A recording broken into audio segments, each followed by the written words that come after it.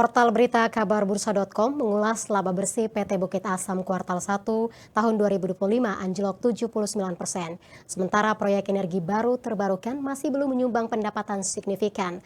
Lantas seperti apa ulasannya? Langsung saja kita ngobrol bareng asisten redaktur Muhammad Alpin Pulungan. Halo, selamat sore Alpin. Halo, selamat sore Maria, apa kabar? Baik Alpin. Alpin apa kabar? Alhamdulillah, sehat. Meskipun agak batuk-batuk dikit. Ya, Alpin, ini seperti apa informasi terkait anjloknya laba PT Bukit Asam Tbk? Ya, ini soal PTBA ya. Kalau ngomongin saham PT Bukit Asam Tbk atau PTBA, untuk saat ini tak ada kata lain yang terlintas selain tantangan, untuk tidak mengatakan apes. Jadi emiten ini lagi menghadapi banyak tantangan gitu, Maria. Kenapa? Karena laporan keuangan kuartal 1 2025 mereka bikin banyak investor maupun trader mengernyitkan dahi. Laba bersihnya PTBA itu anjlok drastis, hanya tinggal 391 miliar rupiah. Itu sama dengan turun 79% dibanding kuartal sebelumnya, atau turun 51% dibanding kuartal yang sama atau kuartal 1 tahun 2024. Nah, kalau kita gali lebih dalam nih, Maria, ternyata penurunan laba PTBA ini bukan karena mereka salah strategi ya, tapi memang dipengaruhi faktor eksternal yang nggak bisa mereka kontrol sendiri. Di Rut PTBA, Arsad Ismail misalnya kemarin bilang penyebab utamanya adalah harga jual batubara internasional yang lagi anjlok. Kenapa anjlok? Ya karena ada tekanan dari perang dagang global dan melemahnya ekonomi Cina. Cina ini kan pemain besar di pasar batubara di Mar. Jadi kalau permintaan mereka melemah, ya otomatis harga batubara juga ikut nyungsep.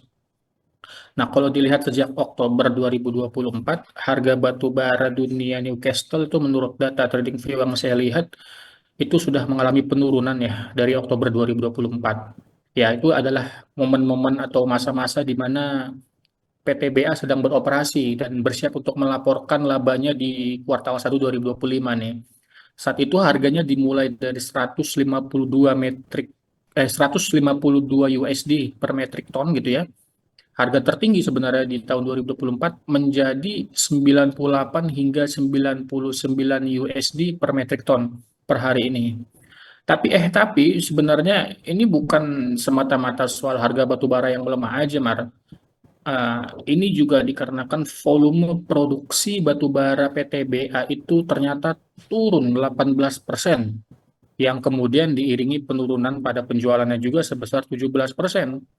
Dan harga jual rata-rata mereka juga ikut loyo nih, sebesar 6,7%.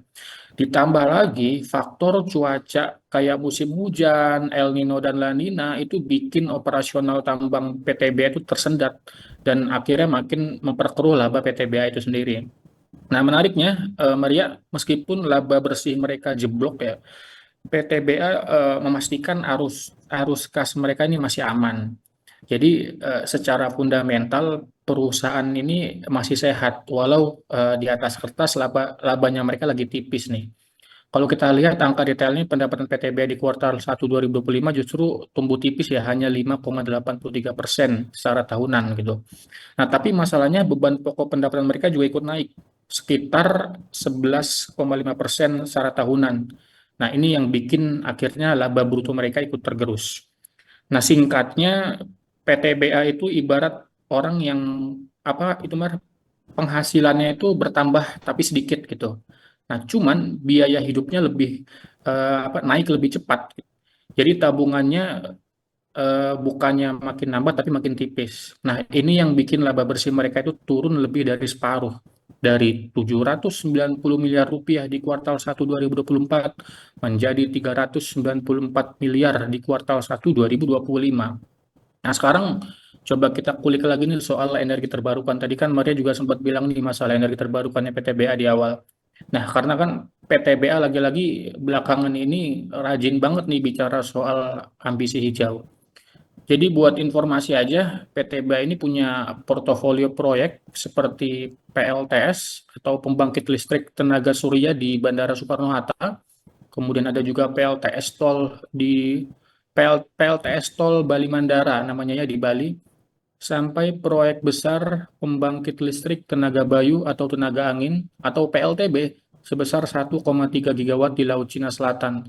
Yang mana PTBA ini bekerja sama dengan perusahaan asal Cina, perusahaan energi asal Cina yang peringkat keempat kalau saya baca datanya itu namanya Huadian. Nah, kedengarannya kan keren banget nih. Emiten tambang batu bara tapi bermain juga di energi terbarukan. Nah, cuma realitanya kalau kita intip di laporan keuangan mereka gitu ya, itu belum ada kontribusi nyata dari sektor energi terbarukan yang nongol gitu di laporan pendapatannya. Artinya semua ini masih tahap investasi panjang aja, belum benar-benar menghasilkan. Nah, pasar saham itu kan nggak cuma soal narasi, wah energi terbarukan, energi hijau, gitu, energi bersih gitu. Tapi pasar tuh juga butuh angka konkret. Berapa angka konkret atau pendapatan yang diperoleh PTBA dari energi terbarukan ini, Mar, gitu. Sayangnya tidak ada di laporan keuangan. Nah, berdasarkan analisis Mirai Aset Sekuritas, valuasi pernya PTBA itu masih dipatok di sekitar 6 kali untuk tahun 2025. Ini mencerminkan ekspektasi pasar bahwa batu bara tetap jadi tulang punggungnya PTBA. Tidak merujuk pada EBT atau energi terbarukannya PTBA. Jadi bagi investor, pekerjaan rumah PTBA adalah bagaimana caranya biar roadmap hijau mereka itu benar-benar bisa mengubah narasi menjadi pemasukan nyata itu. Karena kan makroekonomi juga ikut bermain bermain peran di sini. Misalnya soal harga batu bara global, transisi El Nino ke La Nina, sampai potensi lonjakan demand dari gelombang panas di India dan Cina. Jadi walaupun peta transisi energi makin ramai, fundamental saham PTBA saat ini tetap bergantung pada komoditas lama, yaitu batu bara. Itu Mar. Jadi ya teman-teman sahabat kabar bursa buat yang mau lebih detail bagaimana strategi PTBA di sektor energi terbarukan langsung aja deh cek dan baca di portal kabarbursa.com. Ya, baik Maria. Alpin. Selain informasi terkait PTBA tadi, apa yang menjadi headline di portal berita kabar bursa hari ini? Oke, sebentar. Kalau yang menjadi headline sepanjang hari ini, pertama itu ada ya hari ini pasar lagi ramai banget yang membahas soal PT Bumi Resources Minerals Tbk berkode emiten BRMS. Jadi emiten ini lagi menunjukkan pola flag teknikal jangka menengah panjang. Tadi artikel ini dibahas tuntas sama redaktur kabar bursa yang lain, Mbak Yuni Lawati. Jadi harga BRMS saat ini menguat ke level Rp396, Marah. Naik 5,88% dengan volume transaksi yang besar mencapai 189 miliar rupiah.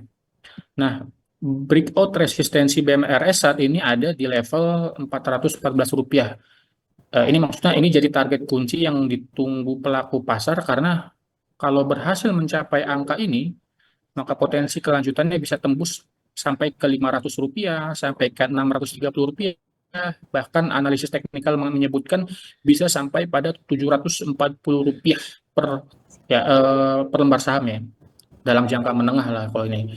Nah, momentum ini makin menarik karena sektor tambang dan mineral itu kan sedang panas-panasnya karena didorong permintaan komoditas logam ya untuk transisi energi global.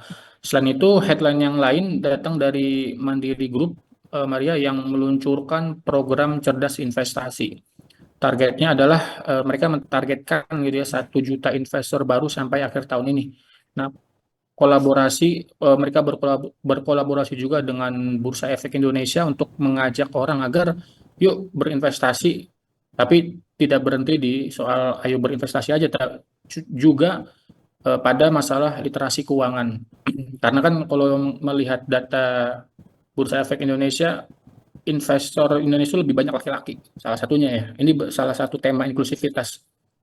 Jomplang itu datanya dibandingkan investor dari kalangan perempuan. Nah, kalau ngomongin data pasar modal, Bursa Efek juga mencatat pipeline pencatatan saham yang makin tebal nih, dengan 30 perusahaan menunggu antrean untuk IPO. Kemudian di pasar obligasi sudah ada 44 emisi senilai 57,4 triliun, plus right issue senilai 0,86 triliun atau 860 miliar. Nah, sektor yang paling dominan juga tercatat adalah sektor keuangan, energi, dan bahan baku, Maria. Oke, buat teman-teman ya, buat sahabat kabar bursa yang mau tahu informasi lebih lengkap, jangan lupa mampir ke portal kami di kabarbursa.com. Di sana semua berita soal saham, investasi, hingga aksi korporasi terbaru kami sajikan dengan bahasa yang renyah tapi tetap berbobot. Terima kasih, Baik, Mar. terima kasih Alvin untuk waktu serta informasinya dan selamat bertugas kembali.